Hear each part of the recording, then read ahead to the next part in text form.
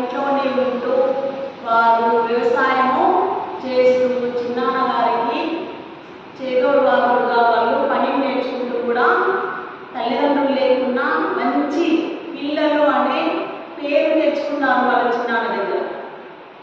చిన్నతనం నుండే బాబా గారికి సత్యం ధర్మం ఆచరించడం అంటే చాలా ఇష్టం, చిన్నప్పటి నుండే అది.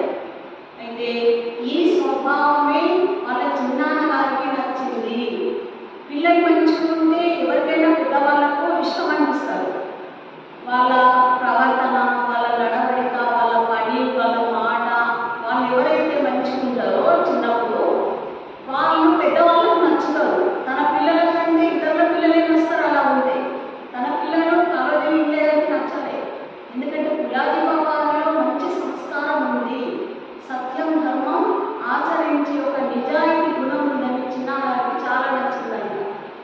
అయితే చిన్నాన్న గారు పులాజీ బాబా గారికి కూడా చిన్నప్పుడే వివాహం జరిపించి తన కర్తవ్యాన్ని నిర్వర్తించారు. ఇద్దరు అన్నదమ్ములకు, ఇద్దరు అక్కయ్యలకు పెళ్లి చేసి చెల్లెళ్ళే మళ్ళీ ఇద్దరు అన్నదమ్ములకు కూడా మ్యారేజ్ చేసి వాళ్ళకు మీరు బతకండి అని వాళ్ళ వ్యవసాయం కూడా నేర్పించేశారు.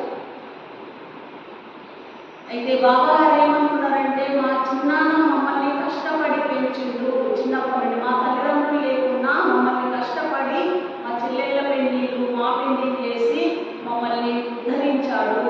మా పెళ్ళైన తర్వాత మేము చిన్నాన్న మీద ఆధారపడకూడదు, మేము పెద్దలైపోయినాము అని నిర్ణయం తీసుకున్నాడు బాబా. అప్పటి వరకు చిన్నాన్న దగ్గరనే ఉన్నారు అందరూ. అయితే మేమందరము చిన్నాన్న నుండి ఏం నేర్చుకున్నారు? వాళ్ళు మంచి సంస్కారం నేర్చుకున్నారు. కాలేజీ లేదు, వాళ్ళు మంచి సంస్కారము, సత్యము ఇవన్నీ వాళ్ళ నుండే నేర్చుకున్నారు. మమ్మల్ని ఇంత పెద్ద చేసి పెంచి పోషించారు మా చిన్నాన్న.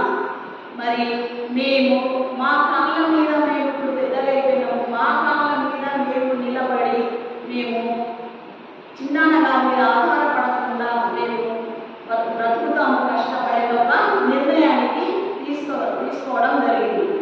అయితే ఈ నిర్ణయం వల్ల చిన్నాన్న గారికి చెప్పడం జరిగింది, చిన్నాన్న నేను నా స్వయంగా బ్రతుకుతాను, ఇన్ని రోజులు నన్ను పెంచి పెద్ద చేసి మా వ్యవసాయం నేర్పించావు, ఇప్పుడు మా కాళ్ళ మీద మేము బ్రతుకుతాము అని చిన్నాన్న గారు చెప్తే, సరే మీకు 10 ఎకరాల భూమి ఇస్తాను, మీ ఇద్దరు అన్నదమ్ములకు నేను 10 ఎకరాల భూమిని ఇస్తాను, మీరు ఆ భూమిని దున్ని పంట పండించి తర్వాత మీరు బ్రతకండి అని వాళ్ళ